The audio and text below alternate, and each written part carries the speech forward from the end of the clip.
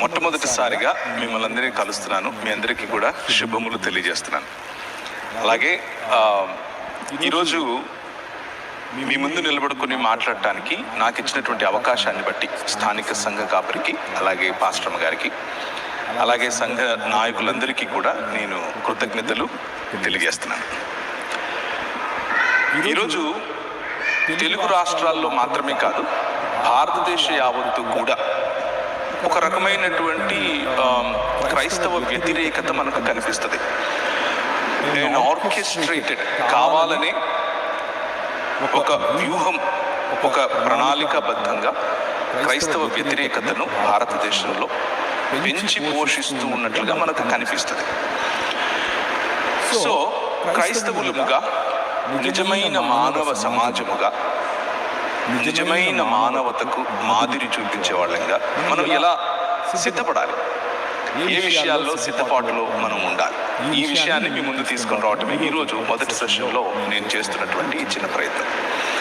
ఈ ప్రయత్నంలో దేవుని వాక్యంలో నుంచి మనం ఏ విధంగా ప్రిపేర్డ్గా ఉండాలి అన్న విషయాన్ని మీకు తెలియజేసే ప్రయత్నం చేస్తాను. అయితే మీకు తెలియదు అని కాదు నా ఉద్దేశం, మీకు తెలియదు కాబట్టి నేను చెప్తాను, మీరు వినండి అన్నది నా ఉద్దేశం కాదు. కానీ కలిసి కొన్ని విషయాలు మనం చర్చించుకుంటే, మళ్ళీ ఒకసారి మనకు ఆల్రెడీ తెలిసిన విషయాలని నెమరు వేస్తే మనం కొంచెం స్పష్టంగా మనం చెప్పాలనుకుంటున్న సందేశాన్ని, మన జీవన విధానాన్ని, మనం ఎందుకు, మన హోప్ ఏమిటి, ఆ నిరీక్షణను ప్రజల ముందుకు తీసుకెళ్లేందుకు ఇంకొంచెం బెటర్గా పనిచేయగలుగుతాం. దానికోసమనే ఈ మొదటి సెషన్లో మనల్ని సమర్థించుకోవటం కాదు, క్రైస్తవ జీవన విధానాన్ని సమర్థించటం అనేటటువంటి, లేకపోతే అపాలజెటిక్స్ అని ఇంగ్లీష్లో పిలుస్తారు, కానీ క్రైస్తవ సమర్థనా శాస్త్రం అని తెలుగులో అంటారు. పేరు ఏదైనా చేయాలనుకున్నటువంటి పని అదే. సో ఇంతకు దేవుడికి ఇది అవసరమా? దేవుడు మనలను ఎప్పుడైనా సరే మీరు నన్ను సమర్థించండి అని చెప్పాడా? సమర్థించే వారి అవసరత ఉందా అని గనక ఆలోచిస్తే, దేవుడు అలా చేయమని చెప్పాడు అని దేవుని వాక్యం చెబుతుంది. దేవునికి కాదు, కానీ దేవుడు నేర్పినటువంటి, ఇచ్చినటువంటి బోధ, మనకున్నటువంటి దృక్పథం, మనకున్నటువంటి ప్రపంచ దృక్పథాన్ని ప్రజల ముందు స్పష్టంగా ఉంచాలని, స్పష్టంగా ఉంచడం మాత్రమే కాదు, ఎవరైనా ప్రశ్నిస్తే దానికి సరైనటువంటి, సూటైనటువంటి అణకువతో మనల్ని మనం తగ్గించుకుంటూ సమాధానం చెప్పటం అన్నది దేవుని వాక్యం ఇస్తున్నటువంటి ఆజ్ఞ. ఆ ఆజ్ఞ ఉంది కాబట్టి మనం కేవలం నోరు పారేసుకుని ఇటు అటు అరవటం కాదు, కేవలం మనకు ఎదురొచ్చిన వాళ్ళు, అడ్డొచ్చిన ప్రతి ఒక్కరిని మనం ఇష్టం వచ్చినట్టు మాట్లాడాలి అనేది కాదు, ఆర్గ్యుమెంట్స్ లోకి వెళ్ళటం కాదు, మనిషిని గెలుచుకోవటం కోసం సరైన రీజన్ చెప్పటం, సరైన రీజనింగ్ తో ప్రజలను ఆకట్టుకోవటం, ఈ పనినే మనం చేయాలి. నేను నా ప్రెజెంటేషన్ మీకు కనిపిస్తుందని అనుకుంటున్నాను. కనిపిస్తుందా? Right, thank you. సో దేవుని సమర్థించే అవసరత లేదు మనిషి నుంచి, కానీ మనిషికి, మనకు, సంఘానికి దేవుడు ఇచ్చినటువంటి ఆజ్ఞ ఏమిటి అని అంటే, ఆయన మార్గాన్ని, ఆయన దృక్పథాన్ని ప్రజల మధ్యకు తీసుకుని వెళ్ళినప్పుడు, ప్రజలు ప్రశ్నించినప్పుడు సరైన పద్ధతిలో సమాధానం చెప్పాలి. అలా చెప్పటానికి మనం సిద్ధపడాలి. ఇక్కడ వాడబడినటువంటి పదం బైబిల్ గ్రంథంలో అపోలోగియా అన్న పదం. అపోలోగియా అనంటే టు గివ్ రీజన్, కారణం చెప్పటం, హేతువు చూపించటం. మన దేవుడు హేతువు ఇచ్చే దేవుడు, హేతువు ఇవ్వమని చెప్పే దేవుడు. గుడ్డిగా నమ్మండి అని చెప్పే దేవుడు మన దేవుడు కాదు.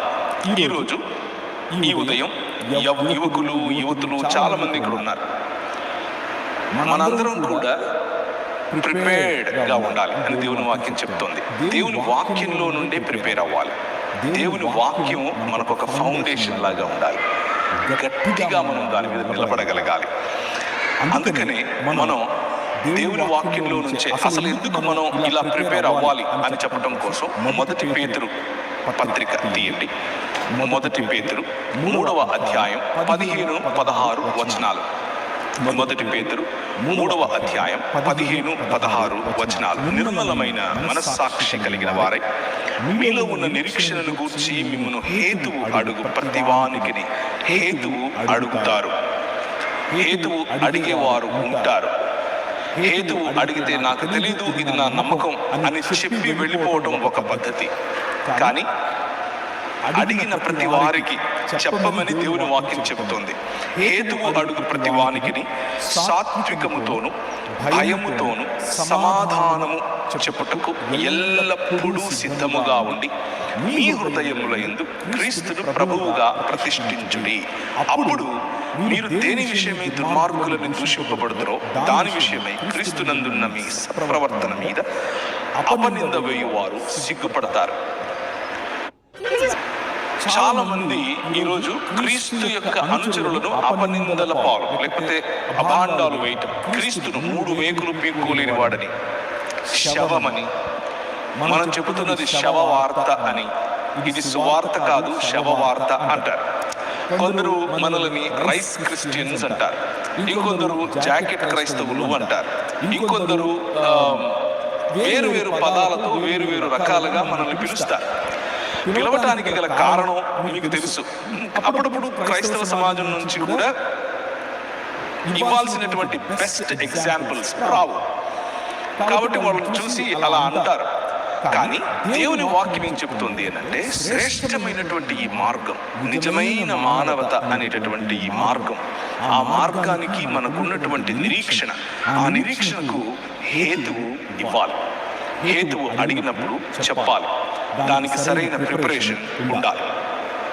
మనం నడుస్తున్నటువంటి ఈ మార్గం ఇదొక మతం కాదు. క్రీస్తు ప్రభువుగా ప్రతిష్ఠించుకోవటం అనంటే, క్రీస్తు అన్న పదం నా పదం తర్వాత నా పేరు తర్వాత నాకు ఈ విధంగా అయితే ఇంటి పేరుతో, అలా జీసస్ అన్న పేరుకు క్రైస్ట్ అనేది ఇంటి పేరు అని అమెరికాలో 48 మంది పిల్లలు ఓటేశారట. 100 మందిలో 100 మందిని అడిగితే 48 మందికి పైగా క్రైస్ట్ బహుశా ఆయన ఇంటి పేరేమో అని చెప్పారట. ఇలాగే ఉంటది మన క్రైస్తవ సంఘాల్లో. సరైన సిద్ధపాటు, సరైన ఆలోచన పిల్లలకి లేకపోతే.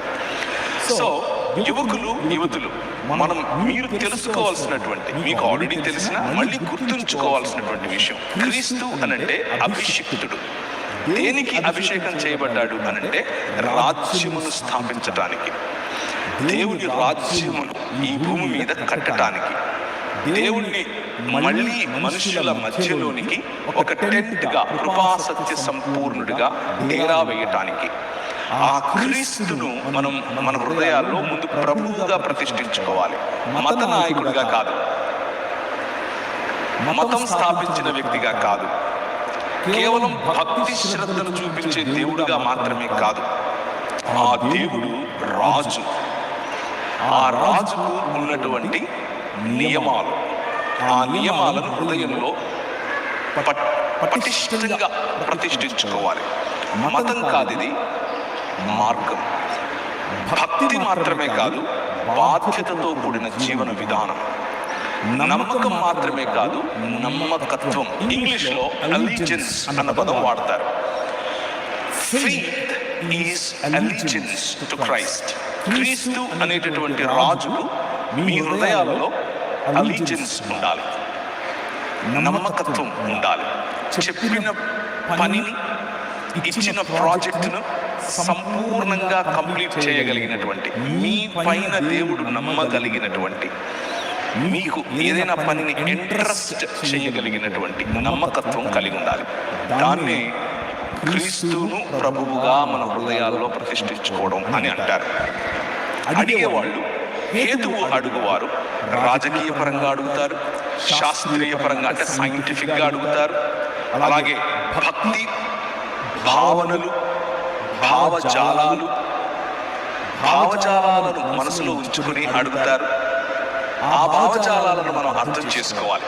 ఆ భావజాలాన్ని అర్థం చేసుకున్నప్పుడు మన భావజాలాన్ని ప్రజలకు చెప్పగలుగుతాం. అలాగే ప్రపంచ దృక్పథాలు, జీవన విధానాలు, వేరువేరుగా ఉన్నటువంటి సంస్కృతులు, ఆ సంస్కృతులలో నుండి ప్రశ్నలు వస్తాయి. ప్రశ్నలు వచ్చినప్పుడు మనం దేవుని వాక్యము అనేటటువంటి దృక్పథంలో మనం సమాధానం చెప్పాలి. ఆ సమాధానం చెప్పడం కోసం సిద్ధపడాలి. సిద్ధపాటు అన్నది చాలా ఇంపార్టెంట్. ఈ రోజుల్లో మీరు గనక యూట్యూబ్ వగైరాలు చూస్తే, ఫేస్బుక్, ఇన్స్టా వగైరాలు చూస్తే, సిద్ధపాటు లేకుండా ఏదో చెప్పటానికి, ఏదో అలా దాటివేయటానికి, లేకపోతే తెలియనిది తెలిసినట్లుగా చెప్పటానికి చేసే ప్రయత్నాలు ఎక్కువ కనిపిస్తాయి. కానీ జాగ్రత్తగా సిద్ధపడితే, కొంతమంది ఏమంటారు అని అంటే, సిద్ధపాటు ఏంటండి, మాకు పరిశుద్ధాత్ముడు ఉన్నాడు, పరిశుద్ధాత్ముడు చెప్తాడు అని అనుకుంటారు. కానీ ప్రియమైనటువంటి young people, Holy Spirit, the power of Holy Spirit, the presence of Holy Spirit is very, very important. But the power and the presence of the Holy Spirit will inspire you to prepare, not to be prepared less. A answer తెలియనటువంటి వాడిగా దద్దమ్మలాగా కూర్చుని నోటికి ఏదొస్తే అది చెప్పి పరిశుద్ధాత్మ చెప్పాడు అని చెప్పడం కోసం కాదు పరిశుద్ధాత్ముడు మనకి ఇవ్వబడింది. పరిశుద్ధాత్ముడు మనల్ని ప్రిపేర్ అవ్వమని చెప్తాడు. స్టేజ్ ఎక్కడానికి ముందు you need to be prepared. Mic పట్టుకోవడానికి ముందు you need to be prepared. ప్రజలతో మాట్లాడటానికి ముందు you need to be prepared. కానీ వాక్య సంబంధమైనటువంటి సిద్ధపాటు, ఏదో యూట్యూబ్లో కొన్ని మాటలు విని, వికీపీడియా చదివి, గూగుల్లో సెర్చ్ చేసి క్రీస్తు గురించి నేను మాట్లాడతాను అని అనుకుంటే, you will be at fault. You will disappoint both God and your shelves.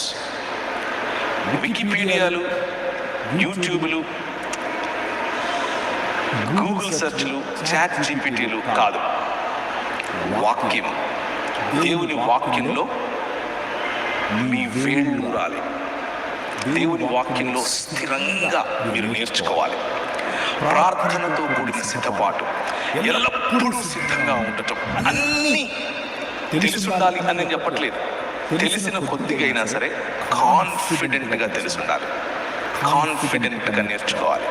కాన్ఫిడెంట్గా ప్రజలతో మాట్లాడగలగాలి. ఇలా సిద్ధపాటు కలిగి ఉండటాన్ని అపాలజెటిక్స్ అని పిలుస్తారు.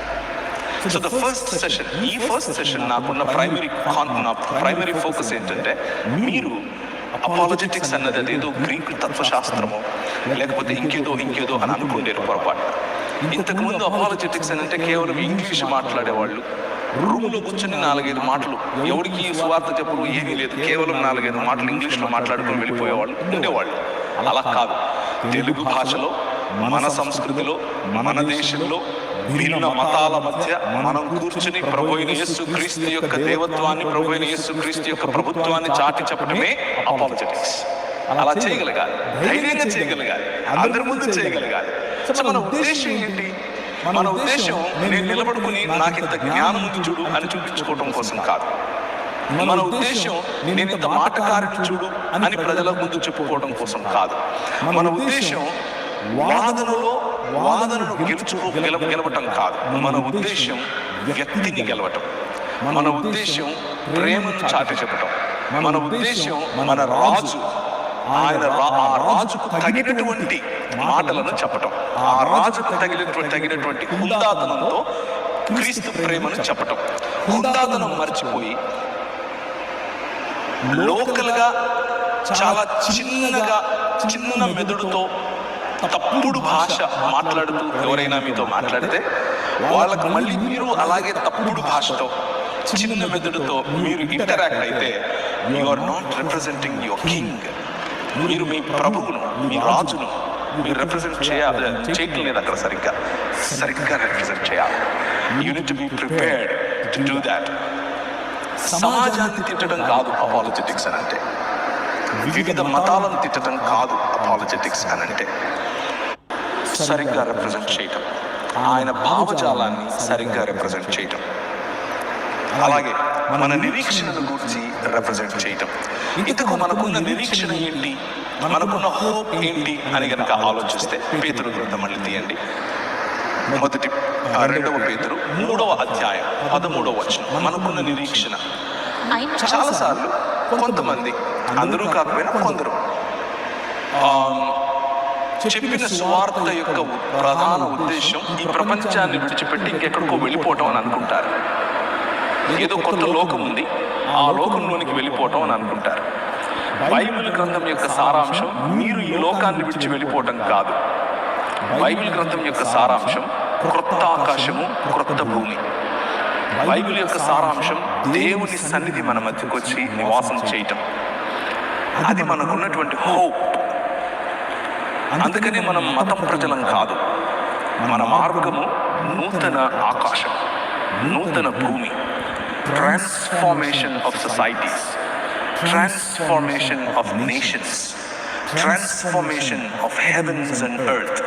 భూమి ఆకాశములను రూపాంతరము చెందించి క్రొత్తగా చేసేటటువంటి ప్రాజెక్టులో, పునరుత్థానం చెందించేటటువంటి ప్రాజెక్టులో ప్రభువైన యేసు ఉన్నాడు. మీ రాజు ఉన్నాడు. ఆ రాజు అనుచరుడు వినుము, ఆ రాజు ప్రతినిధి వినుము. ఆ